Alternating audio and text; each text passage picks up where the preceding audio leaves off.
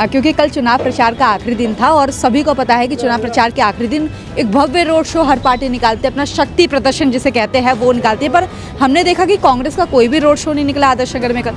देखिए, जो हमारा शक्ति प्रदर्शन था वो हम पूरे इलेक्शन कैंपेन करते हुए आए हैं, तो हमें ऐसी ज़रूरत नहीं लगी कि अब कोई एक्स्ट्रा करना चाहिए। उस टाइम को हमने यूटिलाइज़ किया। हमने ना तो कोई ढोल लेके गए, ना कोई फूल माला ली। हम तो बस जैसे अपना गांव घूमते हैं वैसे ही अपना गांव घूमा और जो हमारे गांव के लोग थे उन सबसे मिले, उनका धन्यवाद करा। पर आज जब हमें जनता की तकलीफ़ दिखी, हम तब मैदान में आए हैं। हम कोई पैसे कमाने के लिए यहाँ पे नहीं आए हैं। यहीं पर ही साथ वाली गली में, सराय में ही आदमी, दिल्ली पुलिस ने आदमी पकड़े थे जो पैसे बांट रहे थे झाड़ू के ब्याह पे। अभी आम आदमी वाले हैं। अभी आपने देखा होगा, एक महेंद्र पहलवान तिहाड़ जेल भेजा तो प्रत्याशी जी जेल जाके अपने आंसू बहाने लगे। रही बात बीजेपी की, अभी कुछ दिन पहले जिसके खिलाफ पूरा चुनाव प्रचार करा उन्हें ही अपनी पार्टी में शामिल करा लिया। वो तो हमारी विधानसभा में भी हो रहा है, बाकी विधानसभा की बात कर रहे हैं। तो जो एक प्रोपेगेंडा है कि मोदी है तो मुमकिन है या फिर लाएंगे केजरीवाल, मैंने बार बार अपने स्पीच में भी यही बात बोली है कि वो लोग आके आपका काम नहीं करेंगे, काम हम ही लोग करेंगे। सारी विधानसभा पैदल कवर करी है, ये मैं आपको बात बता सकता हूँ। और जहाँ जो भी मैंने एरिया कवर करा सब में एक ही प्रॉब्लम थी, सबसे बड़ी सड़कों की, उसके बाद पीने के पानी की और सीवर की। जो नालियाँ हैं सब उनमें पानी ओवरफ्लो हो रहा है। आज आप सराय में इधर खड़े, आपने भी देखा होगा बाहर मेट्रो स्टेशन का कितना बुरा हाल है आदर्श नगर वाले का। यहाँ पे बिना बारिश हल्का सा सीवर ओवरफ्लो होता है, घरों में पानी भर जाता है। हमारे टाइम पे चौथी मंजिल पे भी पानी बिना मोटर के चढ़ता था, और आज क्या हालत है वो सबको मालूम है। जो कांग्रेस के टाइम में रिजर्वॉयर्स बने थे पानी को बूस्ट करने के लिए, वो आज क्यों बंद है, क्यों नहीं है, उन पे ऊपर काम होना चाहिए। वहाँ पे पानी क्यों नहीं आ पा रहा है, उस पर काम होना चाहिए। आपने दोनों पार्टियों को देख लिया, आपने आम आदमी पार्टी को भी देख लिया, बीजेपी को भी देख लिया, और आपने कांग्रेस में मेरे दादाजी का टाइम भी देखा था। आज सब लोग वो याद कर ही रहे हैं। दिल्ली विधानसभा का चुनाव प्रचार अब थम चुका है। सभी नेता अपनी बूथ की तैयारी कर रहे हैं और कल दिल्ली में होने वाले विधानसभा चुनाव की तैयारी में लग चुके हैं। जी हाँ, इस वक्त मेरे साथ आदर्श नगर से कांग्रेस के प्रत्याशी शिवांग सिंघल जी मौजूद हैं, इनसे बात करेंगे। शिवांग जी, बहुत बहुत स्वागत है आपका। सबसे पहला मेरा सवाल कि आप राजनीति में नए हैं, हालांकि आपका परिवार तो बहुत सालों से राजनीति में है। राजनीति के तौर पर ये आपकी पहली पारी थी, कैसी रही राजनीति की पहली पारी? सबसे पहला सवाल। बहुत अच्छा अनुभव रहा, लोगों ने बहुत प्यार दिया और सब ने स्वागत करा और सब इस वक्त बदलाव चाह रहे हैं और अच्छा एक्सपीरियंस था। अच्छा शिवांग जी, इस बार जो आपकी लड़ाई थी दो दिग्गजों के सामने थी, पहले राजकुमार भाटिया और दूसरे मुकेश गोयल, कैसा तजुर्बा रहा है इन सब चीज़ों? देखिए, दिग्गजों से ज़रूर थी, पर जो उनके काम थे वो करे नहीं थे तो लोग परेशान थे। तो एक्सपीरियंस अच्छा था, लोगों ने बहुत प्यार दिया, वो अपनी तकलीफ़ें बताई और जो शीला दीक्षित जी वाली दिल्ली थी वो याद करी। तो एक अच्छा एक्सपीरियंस रहा, सबने पुरानी बातें बताई, तो एक अच्छा एक्सपीरियंस था। ठीक है, मुझे तो ऐसा लगता है कि आपने पूरे आदर्श नगर विधानसभा को पैदल ही नाप दिया होगा। लगातार आप पदयात्रा कर रहे हैं, लोगों से मिल रहे हैं। आदर्श नगर विधानसभा की, चाहे उसमें धीरपुर वार्ड आता है चाहे जहांगीरपुरी आता है, उसमें सबसे मेन तीन बड़ी समस्या आपको क्या लगी? देखिए, मैंने ऑलमोस्ट सारी विधानसभा पैदल कवर करी है, ये मैं आपको बात बता सकता हूँ। और जहाँ जो भी मैंने एरिया कवर करा सब में एक ही प्रॉब्लम थी, सबसे बड़ी सड़कों की, उसके बाद पीने के पानी की और सीवर की। जो नालियाँ हैं सब उनमें पानी ओवरफ्लो हो रहा है, वो साफ़ नहीं हो रही। उनमें नीचे कई फुट मलबा कह लीजिए, गाद कह लीजिए, वो सब जमा हुआ है और पानी उनमें से सब बाहर आ रहा है। तो मतलब नाली है नहीं, वो सब बिल्कुल प्लेन हो चुका है क्योंकि उसके नीचे इतना उसमें गाद जम चुकी है। तो ये तीन मेजर हैं जो। अच्छा, कांग्रेस की दिल्ली में सरकार आती है तो इन सब समस्याओं पर किस तरह से ध्यान दिया जाएगा? और अगर हम बात करें आदर्श नगर की, तो कैसा इन सब चीज़ों को आपके मन में कुछ होगा, आपके दिमाग में कुछ विचार होगा इनको समाधान करने की? देखिए, अगर हमारी यहाँ पे सरकार आती है तो हमने दिल्ली वालों के लिए 5 योजनाएं पहले घोषित कर रखी हैं जो उनके वेलफेयर के लिए होगी, और वो सारी योजनाएं हैं जो हमने और राज्यों में लागू कर रखी हैं। रही बात आदर्श नगर की, अगर मेरे को यहाँ से आदर्श नगर से जीत मिलेगी तो यहाँ पे सड़कों पे काम होना चाहिए, और उससे भी ज़्यादा जो बेसिक नेसेसिटी होती है पीने का पानी, यहाँ पे पानी की लाइनें जो चेंज नहीं हुई है, जो कांग्रेस के टाइम में रिजर्वॉयर्स बने थे पानी को बूस्ट करने के लिए, वो आज क्यों बंद है, क्यों नहीं है, उन पे ऊपर काम होना चाहिए। वहाँ पे पानी क्यों नहीं आ पा रहा है, उस पर काम होना चाहिए। तो ये सारे काम हैं, हम ये सारे करेंगे। फिर सीवर की बात है, आज आप सराय में इधर खड़े, आपने भी देखा होगा बाहर मेट्रो स्टेशन का कितना बुरा हाल है आदर्श नगर वाले का। यहाँ पे बिना बारिश हल्का सा सीवर ओवरफ्लो होता है, घरों में पानी भर जाता है। तो उनकी साफ़ सफाई कराना है। अगर कहीं नाला जो है उसका रूट सही नहीं है, कहीं पे ब्लॉकेज है, वो सही करवाना, ये सारे काम करवाएंगे। ठीक है।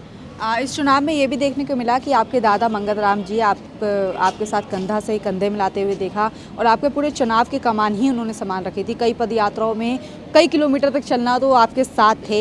इतना बड़ा एक्सपीरियंस आपको उनके साथ मिला है, क्या सीख आपको मिली है जो भविष्य में आपके काम आने वाली है? नहीं, सीख तो यही है जो उन्होंने हमेशा बताई है कि सबकी सहायता करनी है, सबके काम करो, चाहे वो आपके वोटर थे नहीं थे, उनके भी काम करो। और जब वो साथ चलते हैं तो एक्सपीरियंस वो भी मिलता है कि कैसे लोगों से क्या बात करते हैं, कौन क्या था, जान पहचान है, सब है, तो एक्सपीरियंस सब तरीके के होते हैं। शिवांग जी, कल एक बड़ा सवाल उठ रहा था आप पर कि क्योंकि कल चुनाव प्रचार का आखिरी दिन था और सभी को पता है कि चुनाव प्रचार के आखिरी दिन एक भव्य रोड शो हर पार्टी निकालते हैं, अपना शक्ति प्रदर्शन जिसे कहते हैं वो निकालती है, पर हमने देखा कि कांग्रेस का कोई भी रोड शो नहीं निकला आदर्श नगर में कल।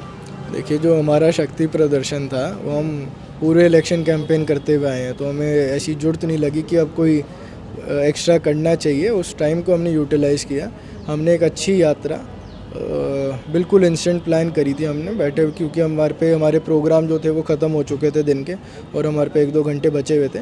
तो हमारा जो सराय है जहाँ पे अभी हम खड़े भी हैं, जो गांव है हमारा, हमने यहाँ पे पद यात्रा करी। उसी वक्त हमने जो सराय में हमारे थे उन सबको बोला कि हमारे, तो हम यहाँ से 2-4 लोग निकले थे, पर जब वापसी आए थे तो हम एक 50-100 लोगों का एक हमारा समूह था जो हम वापसी ऑफिस में आए।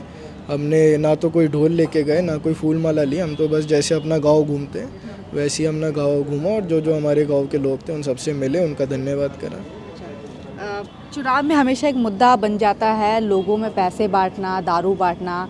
आपको भी पता होगा कि कई विधानसभाओं से ऐसी खबरें आ रही हैं, लोग पकड़े जा रहे हैं। इस पे रोक कैसे आप सबकी पार्टी निगरानी रख रही होगी, आप सब भी लगातार निगरानी रख रहे होंगे, क्या अभी निकल के आ रहा है, सब चीज़ें सही चल रही है? देखिए, आप और विधानसभाओं की बात कर रहे हैं, मैं आपको आदर्श नगर विधानसभा की बात बता देता हूँ।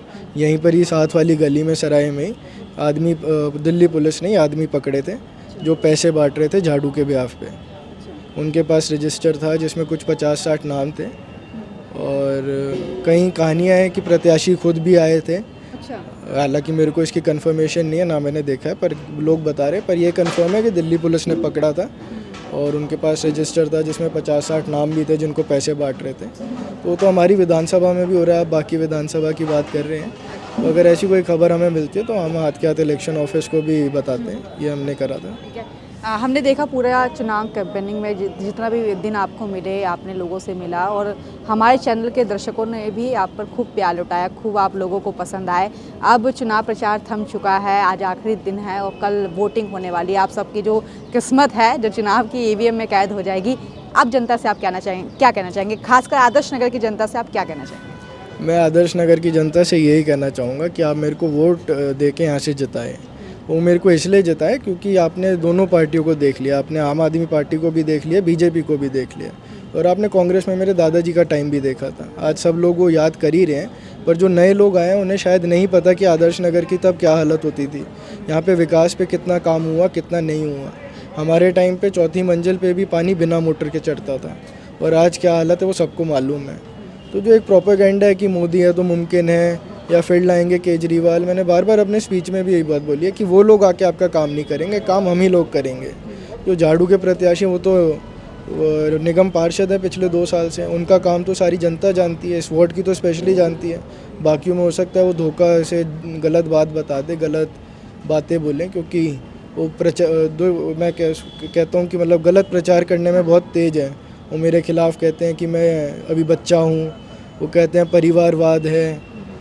तो उसका भी मैंने जवाब सारे मंचों पे दिया है। मैंने बताया कि अगर मैं बच्चा हूँ तो राघव चड्ढा भी बच्चा है जिससे मेरे खिलाफ प्रचार करा रहे थे, क्योंकि 3-4 साल का ही फ़र्क है, ज़्यादा फ़र्क नहीं है। और रही बात परिवारवाद की बात करें तो मैं समझता हूँ कि पिछले 15 का चुनाव वो लड़े कांग्रेस पार्टी से, 20 का चुनाव वो लड़े कांग्रेस पार्टी से, तब परिवारवाद होता तो तब भी शायद हमारे घर से कोई लड़ सकता था। पर आज जब हमें जनता की तकलीफ़ दिखी, हम तब मैदान में आए हैं। हम कोई पैसे कमाने के लिए यहाँ पे नहीं आए हैं कि मेरे को जेई से पैसे लेने। मेरे पे एक लेगेसी थी जो एक साफ़ सुथरा नाम था कि हाँ, मंगत राम सिंघल इसलिए जाना चाहता है कि वो एक पैसा नहीं लिया आज तक अपनी ज़िंदगी में कोई काम कराने के लिए। वो लेगेसी को मैं आगे बढ़ाने आया हूँ कि काम भी करना है और ये गलत आरोप भी नहीं लेना है, तो ये लेगेसी मैं लेने आया हूँ।